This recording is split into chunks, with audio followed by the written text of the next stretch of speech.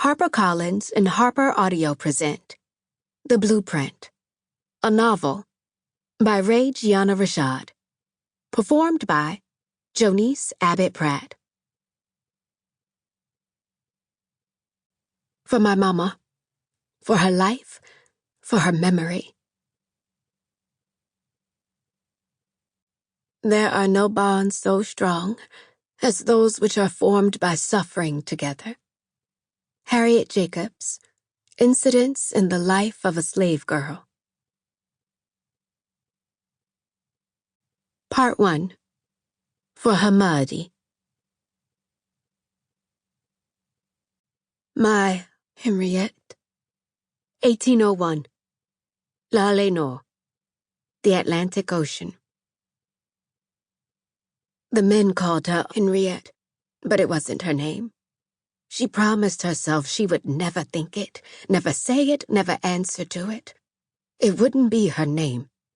Henriette was named by Henri Rousseau, whose belly she warmed on the voyage across the Atlantic from Senegambia.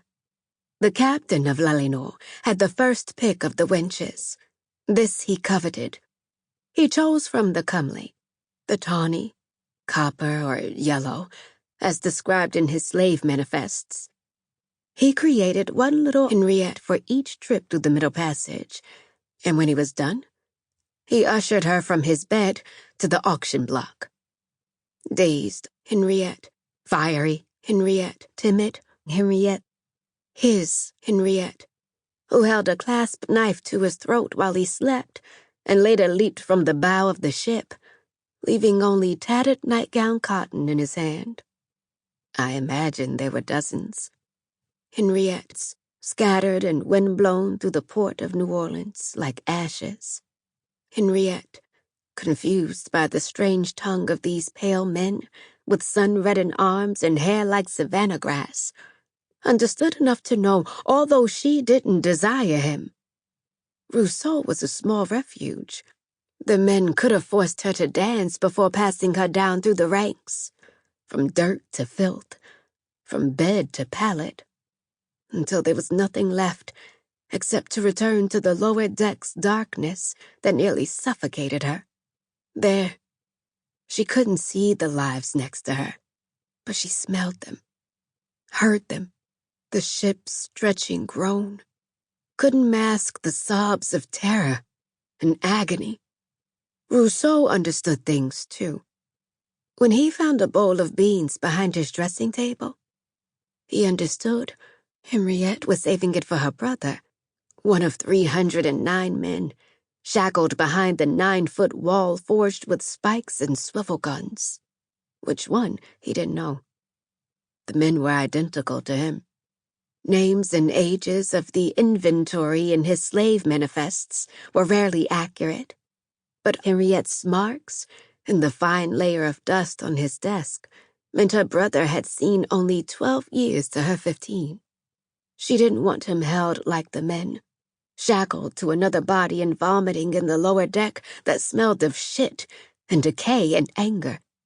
Under a blanket of dark, she did what pleased him. She placed his hand over her heart, and though it stumbled off her tongue, she said the only word he taught her. This name, Henriette. It lay in repose between them.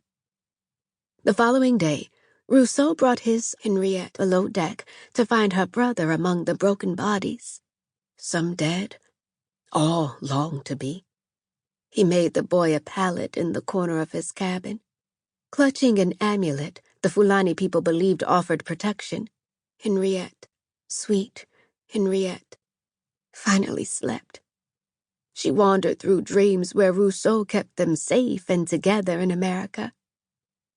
The pre-dawn haze settled over the cabin, and outside the ship, the cages on the shore of New Orleans, Rousseau considered Henriette's arm entwined with her brother's, and studied the message she traced in dust.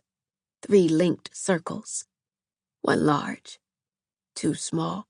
He didn't miss the hope in his Henriette's eyes. He let her cling to it.